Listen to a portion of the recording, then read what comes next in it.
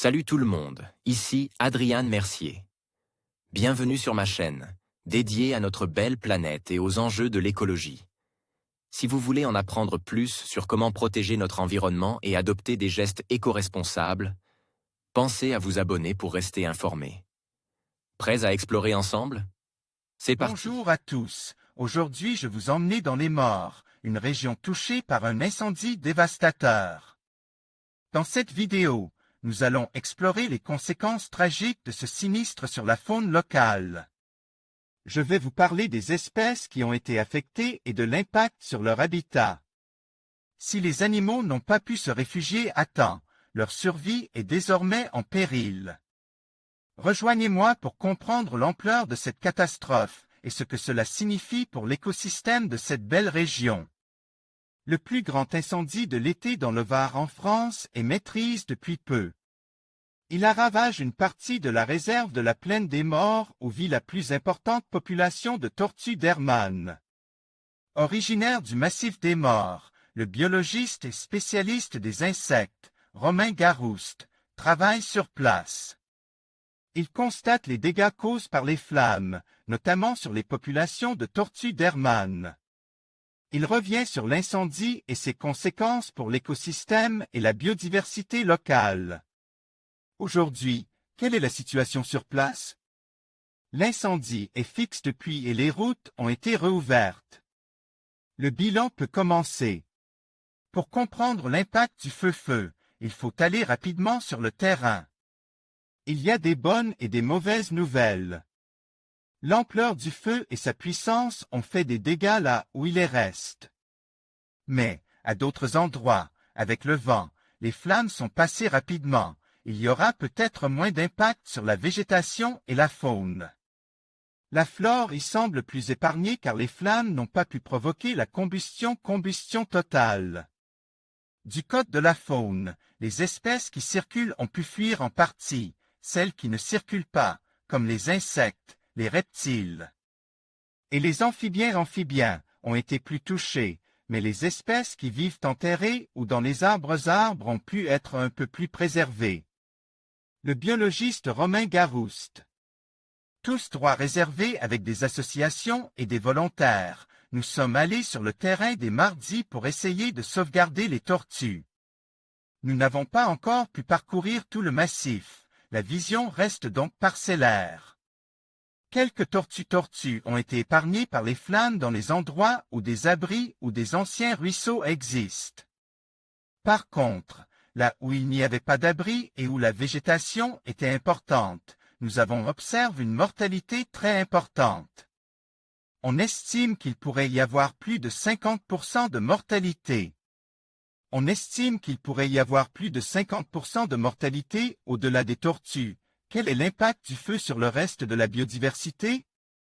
Le bilan est encore à faire, mais un des problèmes est que nous ne disposons pas d'un état zéro précis de la faune présente sauf pour certaines espèces. On connaît les espèces présentes sur place, mais pas forcément bien les effectifs de leur population, ce qui complique l'évaluation des dommages. Bien sûr, les insectes sont toujours les oubliés des écosystèmes. Pour la faune, si elle n'a pas pu se réfugier, il n'y a plus rien.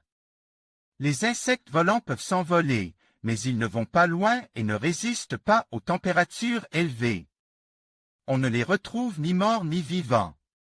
Certains collègues, spécialistes de la végétation, considèrent que le feu n'est pas une catastrophe car beaucoup d'espèces sont adaptées, vont revenir ou se régénérer. L'impact sur la végétation est variable. En effet, certains collègues, spécialistes de la végétation, considèrent que le feu n'est pas une catastrophe car beaucoup d'espèces sont adaptées, vont revenir ou se régénérer. Par exemple, le chêne-lige va perdre son feuillage pour en avoir un nouveau grâce justement à la protection de son tronc par le lige. Les grands pin-pignons ont une écorce épaisse qui les protège des flammes et leur feuillage est parfois si haut que les flammes n'ont pas pu l'atteindre. Tortue d'Hermann. Orchi, Wikimedia Commons, CCBYSA 3.0. Comment l'écosystème pourrait-il se reconstituer?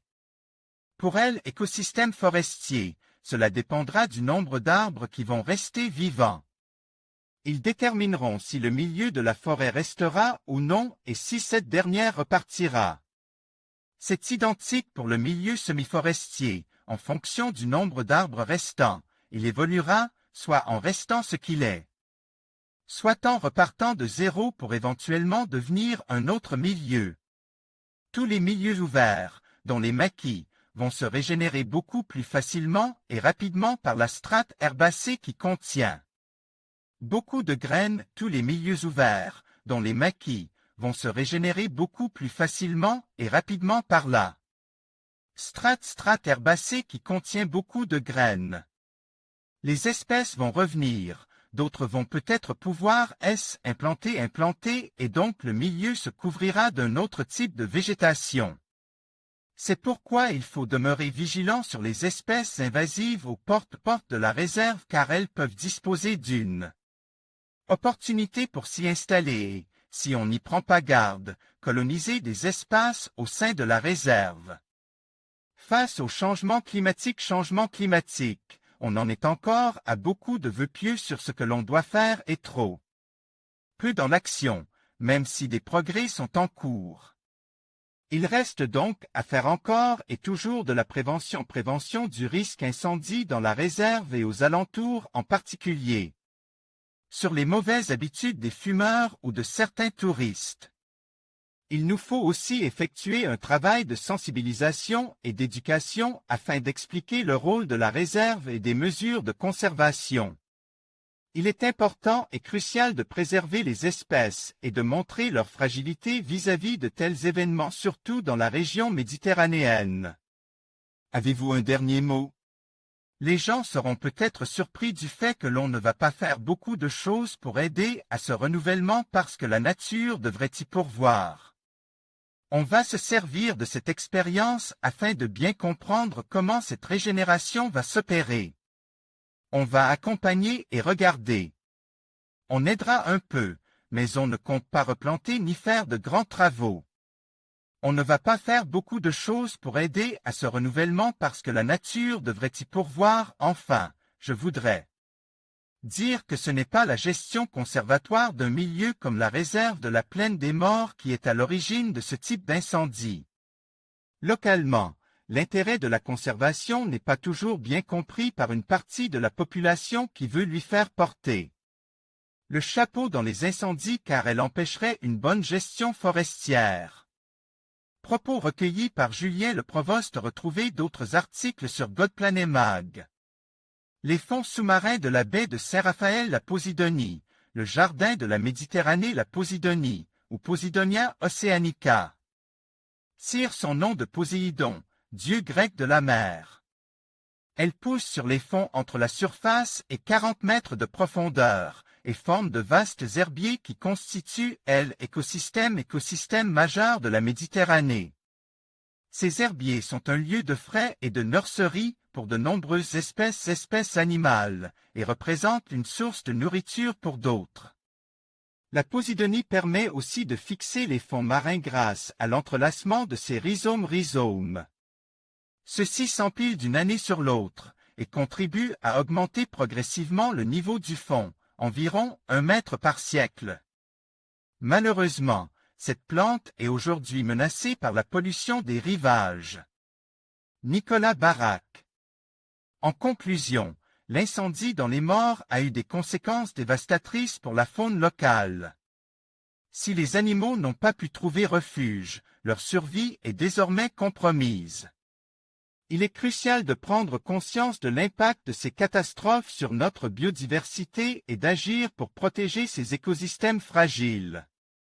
La préservation de la faune et de son habitat doit devenir une priorité pour garantir un avenir durable.